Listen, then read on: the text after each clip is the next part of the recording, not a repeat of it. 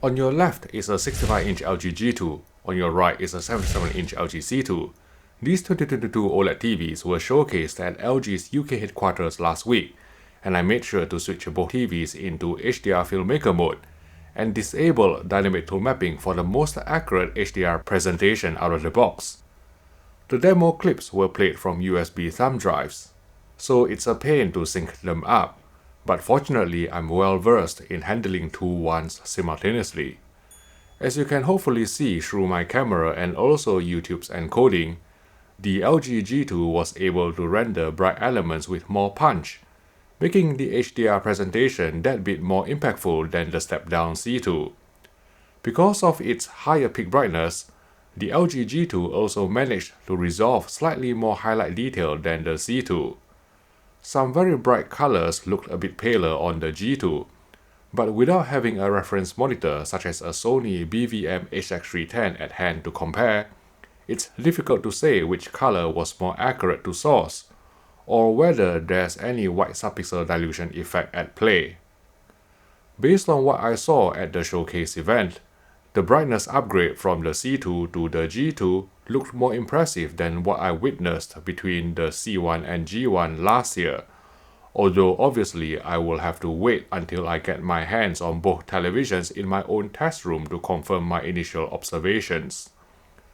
The brightness upgrade is likely because of the additional heat dissipation layer on the G2, which has emboldened LG to push the OLED panel harder to achieve higher peak brightness, even though both the C2 and G2 are equipped with the most advanced OLED panels from LG Display driven by LG Electronics' EVO technology.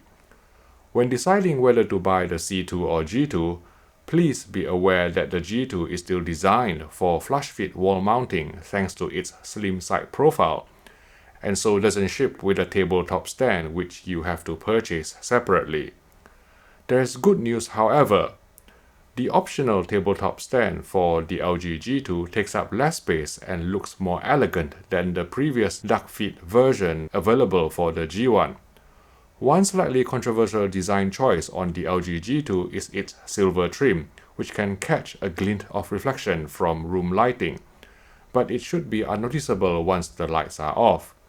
At the showcase event, two LG C2 screen sizes were on display, namely a 77-inch C2 and a smaller 42-inch C2. The 77-incher comes with a central tabletop stand which is not as wide as that supplied with the 48-inch and 83-inch models, and features a more compact rear protrusion with considerate placement of the connection ports for wall mounting. The 42-inch LG C2 is supported on a pair of duck-feet stand, providing enough clearance for you to stow away your keyboard and mouse, or maybe even slip in a cheeky soundbar. Due to the smaller screen size, the back of the 42C2 is dominated by a bulge which houses the connections and the internal components, making the chassis appear fairly thick by OLED standards. But unless you spend most of your time looking at the television from the side or the back, it shouldn't be an issue. LG Electronics once again confirmed that even the smallest 42-inch and 48-inch C2 OLEDs will be equipped with the most advanced panels from LG Display powered by LG Electronics' OLED EVO technology, although because of the lower pixel aperture ratio, these smaller models won't be able to go as bright as 55-inch or larger C2s. Here, I've filmed the 42-inch LG C2 and the 65-inch LG G2 side by side, so you can get an idea of not only the size gap, but also the brightness difference, which is certainly not night and day to my eyes.